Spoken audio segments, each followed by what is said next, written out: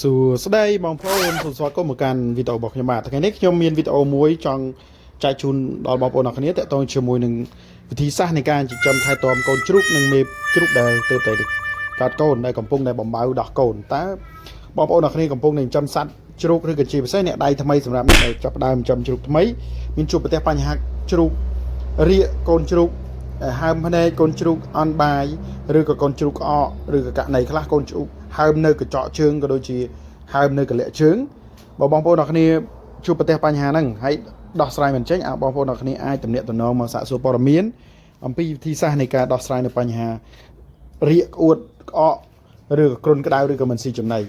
បើចំពោះមេបាជ្រូកដែលកើតកូនហើយតែបានតែមួយថ្ងៃពីរថ្ងៃអត់ស្រាប់តែអត់ចេញទឹកដោះស្រាប់តែរឹងដោះស្រាប់តែអត់ចង់ស៊ីបាយឬក៏មិនសូវសម្បូរទឹកដោះអានឹងក៏ជាបញ្ហាមួយសម្រាប់អ្នកចិញ្ចឹមជ្រូកជួបប្រទះច្រើនដែរអញ្ចឹងយើងក៏មានវិធីដោះស្រាយនឹងបញ្ហាបែបហ្នឹងដែរបងប្អូនអ្នកគ្នាកំពុងតែចិញ្ចឹម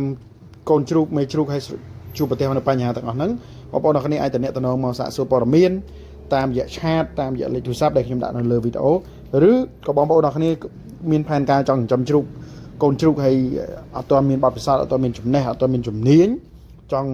បាននៅចំណេះជំនាញឬក៏ចង់សាកសួរព័ត៌មានអាចតំណតំណងមកបានខ្ញុំជួយប្រឹក្សាយោបល់ជូនអំពីបច្ចេកទេសនិងអាយុប៉ុន្មានដែលយើងត្រូវចាក់វ៉ាក់សាំងអាយុប៉ុន្មានដែលប្រើប្រាស់ថ្នាំទម្លាក់ព្រូនមេជ្រូកគួរប្រើថ្នាំប៉ៅនៅពេលណាគួរប្រើថ្នាំបើកស្បូននៅពេលណាហើយនឹងប្រើប្រាស់ថ្នាំការពារជំងឺរាកនៅពេលណាអញ្ចឹងវាមានអាយុវាមានដំណាក់កាលហើយមានចំណេះវាមានជំនាញអញ្ចឹងសង្ឃឹមថាបងប្អូនអរគ្នាអាចទាន់បើបងប្អូនអរគ្នាស្ដាប់វីដេអូនេះហើយនៅមិនទាន់ទេបងប្អូនអរគ្នាអាចតំណតំណងសួរបន្ថែមអញ្ចឹងកូនជ្រូកយើងពេលខ្លះតែកើតមកនឹងឲ្យបានអាយុ3ថ្ងៃកំពុងតែល្អ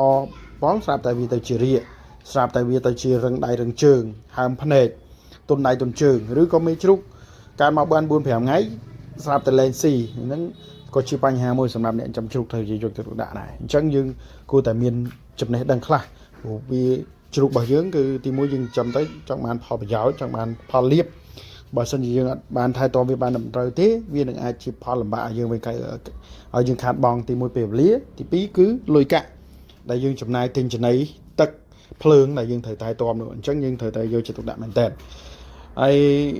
ដើម្បីយើងចិញ្ចឹមបានជោគជ័យគឺចាំបាច់ត្រូវតែយើងមានចំណេះនៅក្នុងខ្លួនសិនយើងត្រូវមានការប្រឹក្សាបលបន្ថែមឬក៏យើងត្រូវតែមានបទពិសោធន៍អ្នកខ្លះយក